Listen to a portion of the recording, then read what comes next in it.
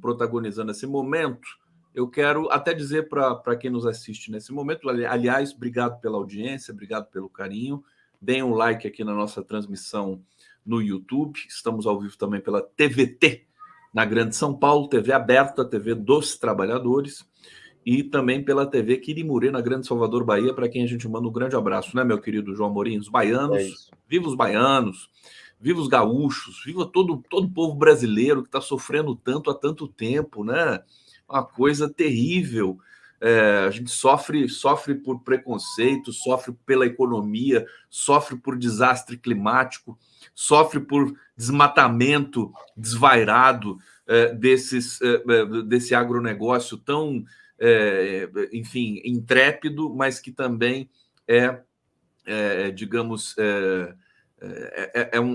um ramo que prejudica, né, a nossa relação com o meio ambiente.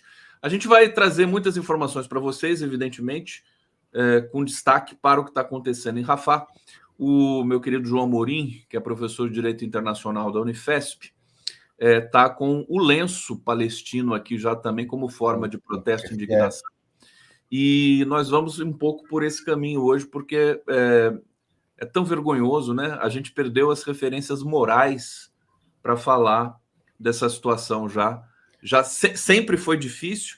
Quando a imprensa diz que Israel passou dos limites, ele já passou não sei quantas vezes dos limites, e aí fica difícil da gente até comentar e abordar o tema. Mas o João Amorim está aqui para isso, querido. Eu passo a palavra para você fazer aí um preâmbulo e uma introdução para esse tema tão difícil, que é justamente a violência que foi ali perpetrada em Rafah na noite de domingo. Querido João Amorim. Bom dia, Conde, bom dia a todas as pessoas que nos assistem, nos acompanham. É sempre um prazer estar aqui com vocês, participando desse coletivo, desse locus de informação, de resistência, né, e de debate sempre muito importante numa sociedade democrática. Me faltam algumas palavras, Conde, porque a gente vem batendo nessa tecla já há muito tempo, são mais de 6 meses de genocídio em andamento, a céu aberto, transmitido ao vivo pelas redes sociais, pela televisão, né? São mais de 6 meses de uma limpeza étnica com a conivência das principais potências do mundo, e que revela uma série de pontos de não retorno, na minha opinião. Eu acho que a complacência e a cumplicidade dos Estados Unidos da América e de alguns países da União Europeia ficou patente, a falácia do discurso de classificação de terrorismo, os argumentos do governo israelense, dos governos israelenses, para tentar, para tentar mascarar o regime de apartheid imposto há mais de 75 anos ao povo palestino, né? Todos os argumentos de desconstrução, de desumanização, de racismo, de preconceito e de apagamento, né, da causa palestina, do povo palestino, caíram por terra.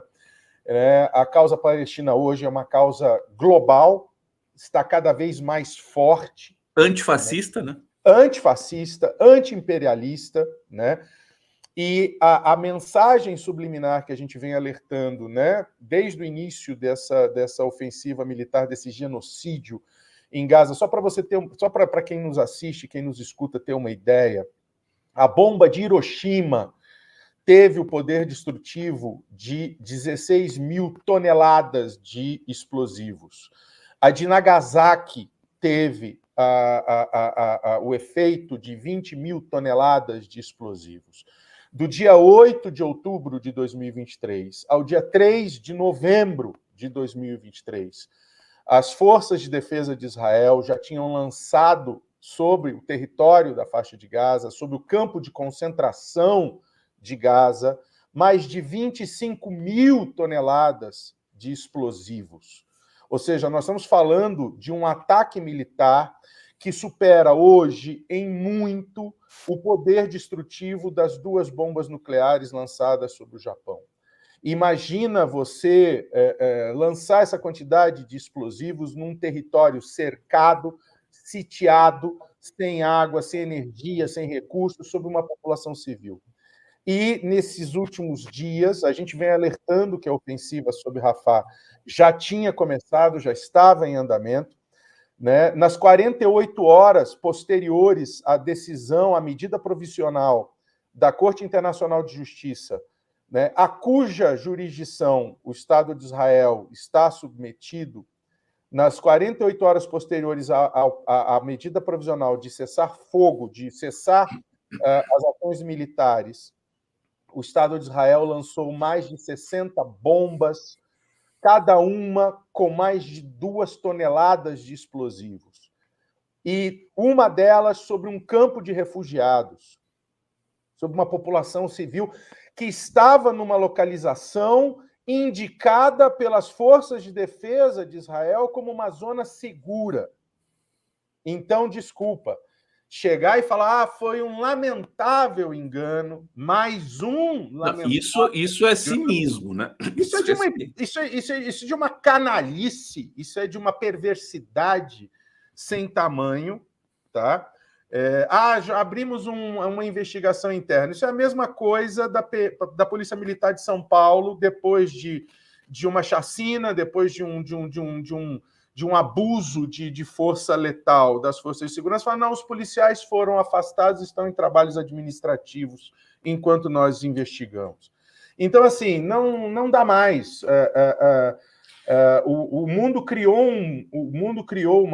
ocidental criou uma besta-fera que está cada vez mais patente, que não tem controle. O parlamento israelense, o Knesset, está para aprovar uma lei classificando a UNRWA, a Agência da ONU para Refugiados Palestinos, como uma organização terrorista.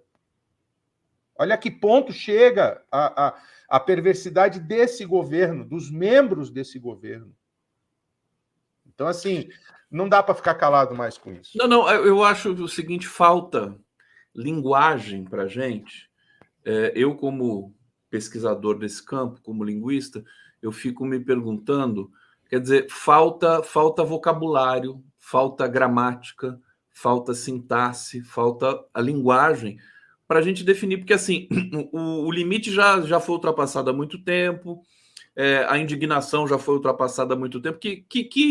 Que nível que chega agora, né? Pergunta que eu faço, né? Que nível está? Não tem palavra, tem definição ainda. Nós precisamos criar, né? Precisamos criar. Uma das consequências mais perversas, na minha visão, de todo esse ataque imperialista, de todo esse avanço, né, desses últimos 30, 40 anos de neoliberalismo, sobretudo os últimos 20 anos de neoliberalismo desenfreado, selvagem, assassino, cada vez mais, é o sequestro do vocabulário, né? Essa relativização de palavras, de termos, cuja mídia global é cúmplice, né?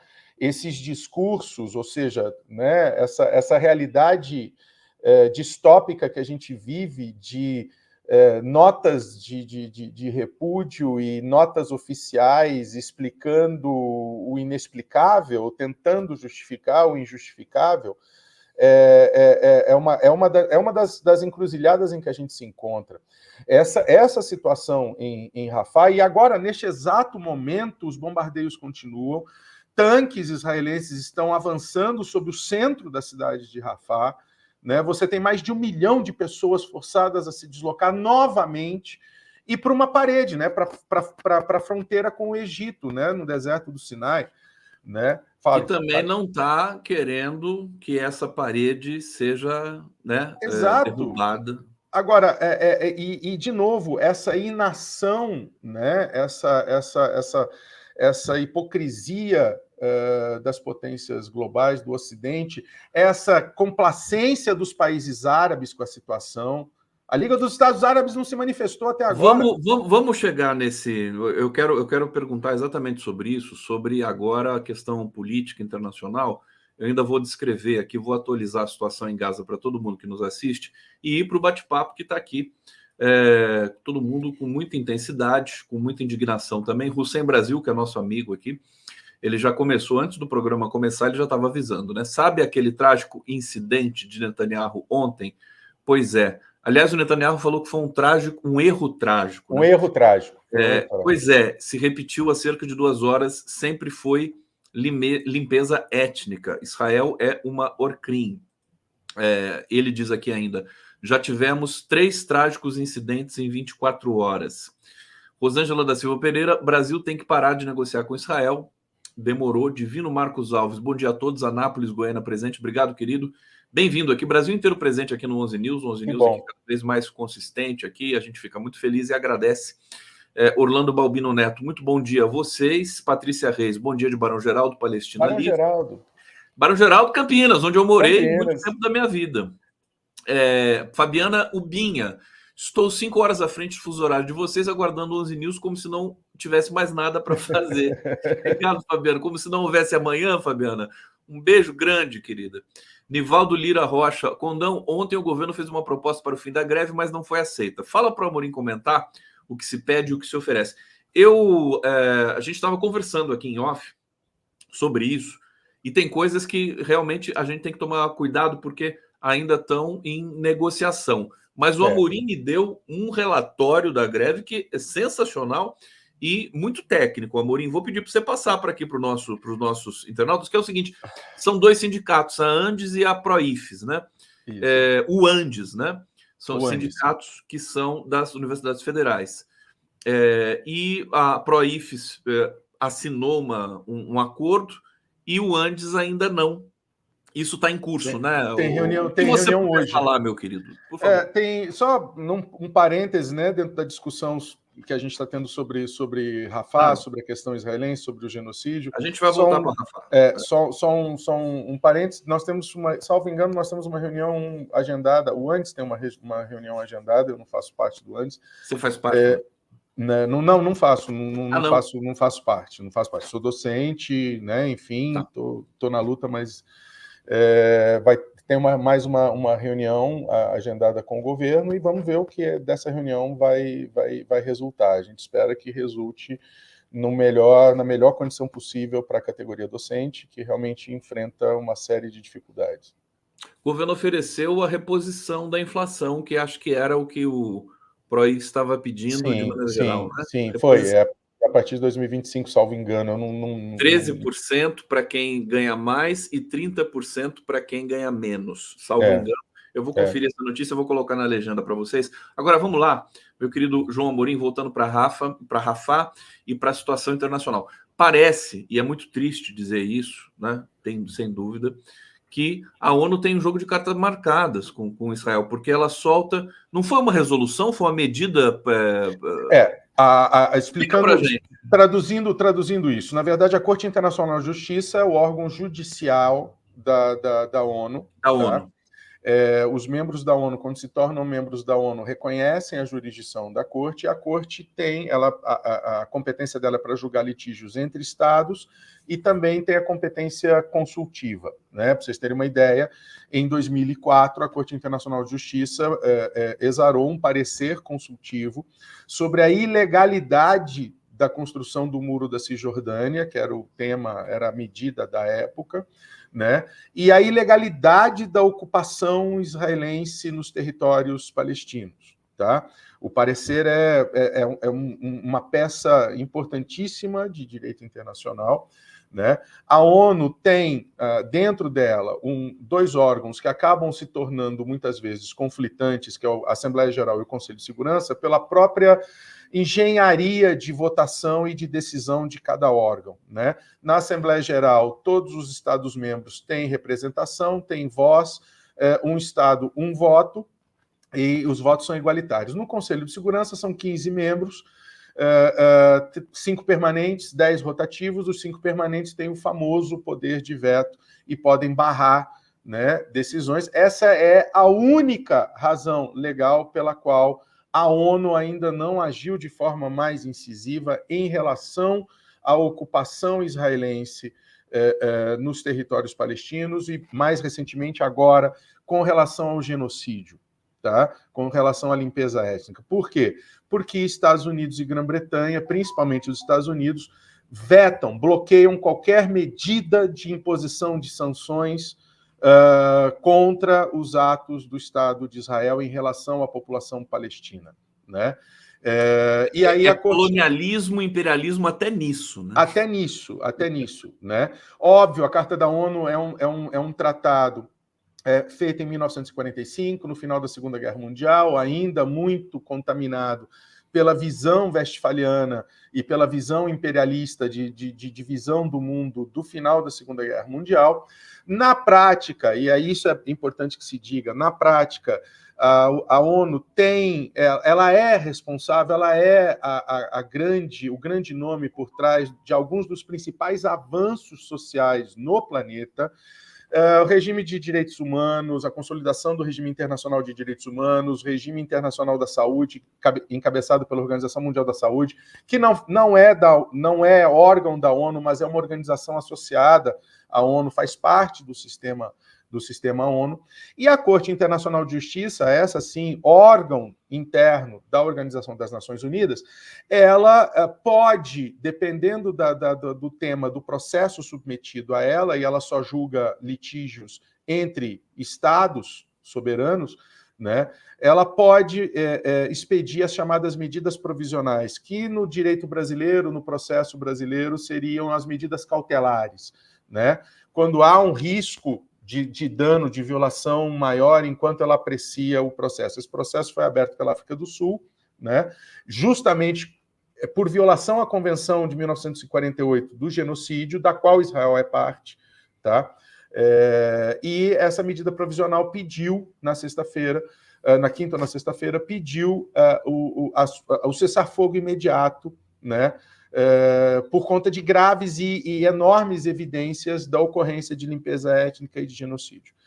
Há um detalhe que os Estados se comprometem a cumprir as decisões da Corte Internacional de Justiça, porém, em caso de descumprimento, quem seria o garantidor, vamos dizer assim, de um descumprimento de uma decisão da Corte Internacional de Justiça? O Conselho de Segurança. Tá? O Conselho de Segurança ele pode, em caso de descumprimento, em caso de não cumprimento das medidas, o Conselho de Segurança pode, inclusive, impor sanções ao Estado que descumprir a medida, né? Ou seja, mais uma vez, a bola está com o Conselho de Segurança em relação ao descumprimento da medida provisional, né? Sobretudo diante desse ato bárbaro, desse ato bestial, né, de bombardear um campo de refugiados. Há um detalhe que tem que ser analisado também. A questão do genocídio em Gaza, a questão do apoio incondicional a Israel e de todas as mentiras e bravatas e da posição irracível do governo Biden tem custado muito caro a campanha de reeleição de Joe Biden nos Estados Unidos, né? Inclusive, uma das razões dos principais magnatas, dos principais nomes do Vale do Silício, abertamente, pela primeira vez na história, o Vale do Silício historicamente sempre votou democrata, né? E agora está migrando ostensivamente, fazendo campanhas de arrecadação de fundos para o Donald Trump, né? Para a campanha do Donald Trump. E uma das razões... Porque o Vale do Silício tem muitos bilionários e milionários israelenses, né? Sim, e mais, e você tem as empresas de tecnologia, etc. E aí você tem uma das razões alegadas por alguns dos principais nomes do Vale do Silício é justamente a postura estadunidense de financiar, de gastar dinheiro dos contribuintes americanos para financiar materialmente, financeiramente, um genocídio, uma limpeza étnica, né?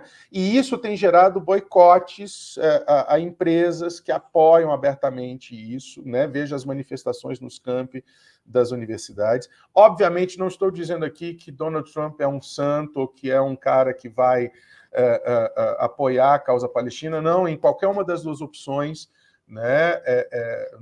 Inclusive, o discurso não tem do saída. Trump, desculpa te interromper, meu querido. Não, por favor, claro. O discurso do Trump, no que diz respeito ao conflito, é sempre muito pró-Israel também, né? Também, não, e não nos esqueçamos que ele jogou um fósforo aceso num barril de pólvora quando muda a embaixada americana para Jerusalém, né?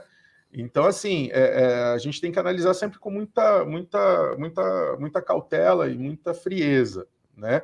Mas é inegável, a causa palestina está custando muito a reeleição de Joe Biden, né? E é possível, né? E aí, né, desejo, enfim, é possível que diante da repercussão global, eu te mandei, não sei se chegou Os exatamente mapas, eu os estou aqui mapas. pronto para colocar os Não, mapas. então, Né? eu te mandei dois Tem esse mapas. aqui. Esse é o mapa mais atualizado dos países do mundo, em verde claro, os que já reconhecem o Estado da Palestina, em verde escuro, os três mais recentes, Irlanda, Espanha e Noruega, que estão em processo de reconhecimento, já anunciaram. Então, vejam a quantidade de países, a esmagadora maioria Dá dos quase que países para contar nos dedos aqueles que não que reconhecem. não reconhecem, ou seja, que por alguma questão política e principalmente de alinhamento com as políticas sionistas do governo ou dos governos do Estado de Israel, não reconhecem o Estado da Palestina. E aí, veja... Desculpa, João Amorim, Pois não. são os Estados Unidos e os seus Os seus capachos, né? principais capachos, né? Estados Austrália, Unidos, Canadá, Canadá, Austrália, Grã-Bretanha, e aí a Austrália, Alemanha. né, com a Grã-Bretanha, França, Alemanha, Itália, enfim. Ou seja, vejam, É até humilhante para esses países. Isso para mim, a primeira vez que eu vi esse mapa, é um retrato do nível de desespero político-econômico dessas grandes potências, né? Porque, veja, nós não estamos falando só de países que apoiam a causa palestina e reconhecem o Estado da Palestina. Nós estamos falando... Olha o tamanho do mercado econômico. Claro.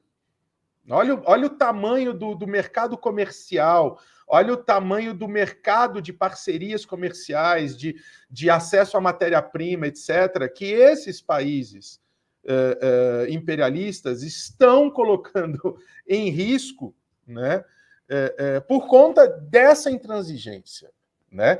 E aí, o segundo mapa que eu te mandei é o mapa que foi feito com base na última votação na Assembleia Geral da ONU de uma resolução demandando o cessar-fogo. Obviamente, as resoluções da Assembleia Geral não são vinculantes, mas vejam aí a quantidade de países que abertamente na Organização das Nações Unidas, na Assembleia Geral, votou favoravelmente a um cessar-fogo, né, ao encerramento. Isso foi no final do ano passado ainda, ao encerramento do genocídio em Gaza. Os Estados Unidos se mantiveram neutros, né? Não, os Estados Unidos votaram... Os em vermelho votaram contra, os amarelos se abstiveram. Neutros, e os verdes... e os verdes abertamente favoráveis ao cessar-fogo. Ou seja, nós estamos vivendo, além dessa situação terrível, pavorosa, de estar assistindo inertes, impossibilitados de agir, a uma limpeza étnica, a um genocídio em curso, nós estamos com dados aí na nossa frente da grande cisma geopolítica global, não apenas com relação à causa palestina, mas com relação a uma série de outras situações. Esses números se repetem também com relação à questão ambiental, com relação à questão climática, com relação aos embargos, com relação às operações militares em cima de países soberanos, da invasão de países soberanos, né? Então, esse, para mim, é um retrato do grande conflito civilizacional que a gente enfrenta hoje em dia, que a gente está testemunhando. Olha, deixa eu só atualizar a situação para vocês na medida do possível, porque assim, atualizando, sabendo que ela é atualizada a cada segundo, praticamente, com a violência exponencial do governo israelense, né? Olha só, crianças, mulheres e idosos carbonizados. 45 corpos carbonizados vivos, segundo o Crescente Vermelho. Mortos e mais de 200 feridos. Esse foi o resultado do bombardeio israelense no campo de refugiados montado na cidade de Rafah, ao sul da faixa de Gaza, no domingo, que desrespeitou campo de Tal al-Sula pela Corte Internacional de Justiça. Bom, isso aqui, né? Eu vou para o bate-papo agora, Claro. mas eu vou encaminhando para você a tua próxima questão, que eu queria que você comentasse. Quer dizer, bombardear uma cidade é uma coisa, bombardear um quartel é outra, bombardear uma cidade deserta é outra. Agora, bombardear um campo de refugiados, eu acho que é o equivalente realmente a campos de concentração, quer dizer, o mais abominável que se pode dizer. E veja, foram bombardeadas barracas, tendas e alojamentos provisórios de campanha, desses que o próprio Acnur enviou para o Rio Grande do Sul, de alojamentos provisórios, ou seja, o fogo se alastrou, foi à noite, eles estavam nas barracas, ou seja, o Netanyahu ele conseguiu algo que para mim era impensável há uns anos atrás, né? O Netanyahu conseguiu superar em capacidade demoníaca o Ariel Sharon. Ariel Sharon, ex-primeiro-ministro de Israel também, se meu querido Dante Alighieri tiver certo, ele vai estar lá no fundinho do círculo mais fundo do Malabolge, né? Ariel Sharon foi o cara que liderou o ataque terrestre ao campo de refugiados de Sabra e Shatila, a área de refugiados de Sabra e Shatila no Líbano, né? Que até então era tido como um marco da perversidade da guerra. Agora, bombardear um campo de refugiados, bombardear uma área em que você disse que era uma área segura, se bem que já tinha sido dito em outros momentos também. Não, eles já tinham bombardeado um comboio humanitário. Sim, não, e aí é que está a prova da hipocrisia, a prova do racismo ocidental e da desumanização que Grã-Bretanha, que França, que Estados Unidos impõem à causa palestina e que tem que engolir a causa palestina resistindo bravamente, né, e se tornando uma demanda global da sociedade civil. Infelizmente, morreram 6 voluntários ativistas de uma ONG, né? O número de dias e de manifestações do primeiro-ministro britânico e do presidente francês foram maiores do que as manifestações e o repúdio manifestado no bombardeio agora a um campo de refugiados. Esse é o grau de desumanização que esses países, que esses governos impõem à causa palestina. E que já está tendo um custo altíssimo para a humanidade toda, né? Digamos, a degradação moral que a gente vive no sentido de sermos uma espécie de cúmplice dessa história. Deixa eu só ir para o bate-papo. Vamos lá. Eu vou ver para você. Fabiano Binha está dizendo aqui, João, querido, com seu kefir. Kefir. Eu falo kefir. Hussein aqui, e a Globo segue tecendo relações públicas de Israel. É impressionante, né? Isso aqui, quando a gente assiste.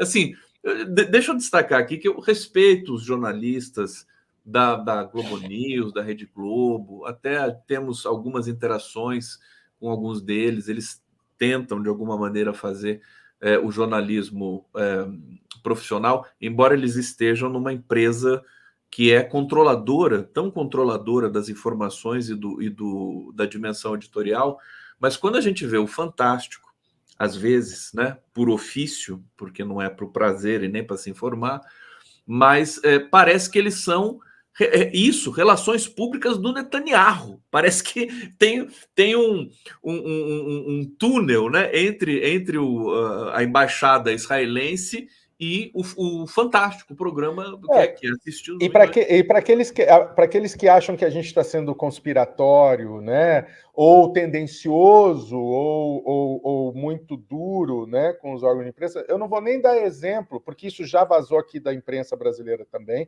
das corporações de mídia brasileira, como eu costumo dizer, mas eu vou dar um exemplo do New York Times. Vazou um documento do New York Times em novembro, dezembro, em que o editor-chefe instruía todos os jornalistas a, em qualquer matéria relacionada a Gaza, não usar as palavras genocídio, limpeza étnica, não apontar crimes de guerra, não apontar crimes contra a humanidade, nem Isso nada. no The New York Times? No The New York Times. Mas isso caiu, não caiu? Não, então, caiu, né? Mas, veja, isso demonstra Claro, que um há um controle patrulhamento editorial. Então, sem dúvida, da Globo, sempre que eles vão se referir ao Hamas, é assim, o grupo terrorista Hamas. Parece um repetidor, um papagaio, assim. O grupo terrorista, eles não falam o Hamas, é o grupo terrorista Hamas, grupo terrorista. E toda vez que falam de Israel e falam do conflito, eles falam em resposta ao ataque terrorista de 7 de outubro. Sempre, sempre. O negócio já está lá atrás, já aconteceu.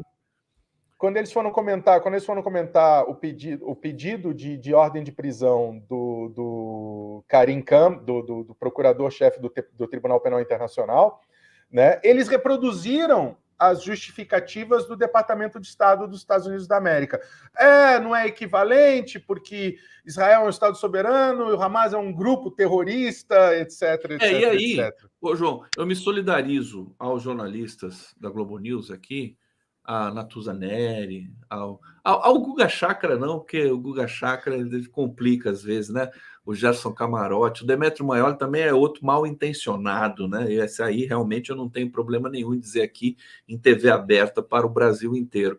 Mas porque assim, a gente está aqui fazendo jornalismo e estamos conversando sem amarras, sem rabo preso, coisa que eles não podem fazer. Então, e veja, todas as críticas que a gente faz à assim dita imprensa corporativa, a mídia corporativa, é óbvio que não é aos profissionais, tirando um ou outro, como você acabou de mencionar, tirando um ou outro, né? Que aí não tem lado de chegar.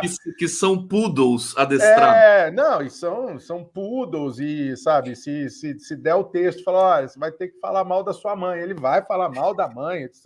e tal, né? Mas esses jornalistas que você mencionou, Natuza, Ana Flor, a queridíssima Daniela Lima, o Marcelo sabe? Lins, Marcelo eu vejo que Lins, ele tenta. Ele tenta amparado, inclusive, em todo o conhecimento que ele tem, né? Com todo o lastro, né? Moral que ele tem, baseado no conhecimento dele, né?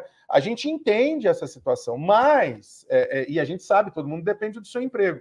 Mas o que a gente está criticando aqui é a postura editorial da empresa, não é do profissional. Sim, sim. É que acaba se materializando ali que eles são a cara, né? Eles são carinhosamente chama de Rottweilers, né, editoriais da empresa. Agora, me chamou a atenção você falar do The New York Times, porque o The New York Times, justamente, a Flávia Oliveira é maravilhosa, tá aqui o pessoal Hussein Brasil está dizendo. A Flávia, sim, claro. Mas, às vezes, também, ela própria, e isso aqui eu tô falando como quem realmente analisa tecnicamente, ela própria se vê impedida de dizer algumas coisas. Entendeu? Então, isso basicamente é a regra do discurso, né? Todos nós nos vemos impedidos, às vezes, de fazer alguma coisa. Claro. Só que o impedimento dela é de outra natureza. Vê se a gente conversa depois. Eu quero ver se eu faço um debate sobre o jornalismo brasileiro aqui mais adiante, com várias personalidades e tudo mais. Agora, você me chamou a atenção a questão do New York Times, porque o The New York Times está produzindo matérias muito boas e muito sérias com relação. Você não tem percebido isso? Sim, quer dizer, sim. Eu acho que esse período mais terrível, eles fazem muito melhor jornalismo que o brasileiro. Eles não são tão assim vira-latas como a gente com relação a Israel. Para você ter uma ideia do grau de viralatismo, né? E aí não só as corporações de mídia oficiais grandes brasileiras, mas a Argentina. Bom, a Argentina não vamos nem falar porque está tendo expurgo de mídia Argentina lá. Argentina é café com leite nesse momento. Sabe? Mas de outros países, veja, o próprio The Haaretz, que é o principal veículo jornalístico de Israel, e que muitas vezes é o anteparo, o vetor dos discursos do governo de Israel. O próprio Haaretz teve sempre uma postura mais crítica. Foi o primeiro a denunciar, inclusive, que o ataque de 7 de outubro não era como o governo de Israel estava alardeando, né? Então, assim, é vexatório, porque nós temos excelentes jornalistas no Brasil, nós temos excelentes profissionais nessas corporações, e eu imagino, sinceramente, os conflitos internos, eu conheço muitos deles, né? E sei dos valores deles, imagino os conflitos internos para digerir determinadas matérias que eles têm que fazer. Meu querido João Amorim, como é bom conversar contigo. Bom, meu querido, obrigado. Eu também adoro conversar com você e com quem nos acompanha aqui. Com conhecimento mais aprimorado, com espírito crítico mais afiado e tudo mais, realmente não tem preço, querido. Você Obrigado. É um cara, e o pessoal aqui gosta muito de você. Para mim é um prazer, é uma honra para participar do seu programa, Conde. Já te falei, falo isso sempre e é a mais pura verdade. João Amorim. Para mim é uma satisfação. Meu querido, vamos lá, bate-papo. Soraya de Cássio Hermenegildo está colaborando conosco. Ela é torcedora do Atlético Mineiro. Rubens Gomes, não percam Breno Altman em Budas Artes, Teatro Solano Trindade, com palestra e divulgação de seu livro sobre a questão, o sionismo. Como é que é o nome do livro dele mesmo? Eu não vou lembrar agora. Agora, o Breno Altman eu até sonhei com o Breno Altman. Ele está tão presente no inconsciente em toda essa discussão. O Breno Altman, o papel que ele está tendo nesses últimos tempos aí... resistente em relação à ofensiva judaica contra ele, inclusive. Contundente, sempre muito consistente em tudo que diz. Ele é... Vou fazer uma correção. Ofensiva judaica não, ofensiva sionista, me perdoem. Claro. Eu deixo sempre claro que tudo que eu faço de críticas em relação ao Estado de Israel não é em relação ao povo judeu, nem ao judaísmo, nem nada, e sim a essa política exterminadora sionista que está no racista e sionista. O Breno Altman coloca, inclusive, como sinônimo, né? Sionismo é racismo, ele diz. André Lobo aqui colaborando, obrigado. Hussein Brasil, mais uma vez. The Guardian, hoje, chefe da espionagem israelense, ameaçou promotores da Corte Internacional de Justiça por mais de 10 anos. Estamos apenas no começo da exposição dos crimes de Israel. Tudo indica que Israel permaneça cada vez mais isolado, mas está demorando muito para, digamos, esse isolamento se concretizar, né, formalmente na compreensão do momento. Elvio Mariano, é fundamental esclarecer para o governo que o governo deu 0 de aumento para docentes. Ele está criticando aqui o nosso tema anterior, que era a questão da greve das universidades federais. Ele diz ainda, a negociação foi encerrada pelo governo com reajuste 0 em 2024, abandonou os aposentados. Eu não sei, sinceramente, se a situação dos aposentados é diferente, né? Os aposentados também não ganham reajuste quando reajusta para os docentes em curso? Depende do regime, de aposentadoria de cada servidor. Nós vamos aprofundar isso, não vai dar para ser hoje, mas ao longo da semana. O Sem Brasil, falemos mais de Gil Stein e mais partidos dos Estados Unidos. Fernando Bay, a Palestina como Estado pleno é o fim de Israel. O Sem Brasil, pronúncia correta, Kafi-Ie, é isso mesmo, né? Kafi-Ie. Obrigado, Hussein. Obrigado, Kafi-Ie. Elizabeth Belísio, Unilever e Nestlé estão com as perdas financeiras pelo BDS. Nada deles entrarem na minha casa. Até a financista italiana está fazendo declarações contra Is Not Real, que é a manifestação contra Israel. Boicote às marcas sionistas para sempre. Inclusive tem vários, não são memes, são cards, né, espalhados para que não compremos e tudo mais produtos israelenses. O Sem Brasil, eles, BDS, Starbucks, McDonald's, Coca-Cola, etc., que são as empresas americanas também. Olha, a gente está chegando ao final do nosso papo. Eu já vou colocar aqui a minha querida Maria da Glória Lopes Cop. Querida, seja bem-vinda. É uma honra te receber aqui. A gente vai... Depois da aula do João Amorim, a gente vai para uma aula com Maria da Glória.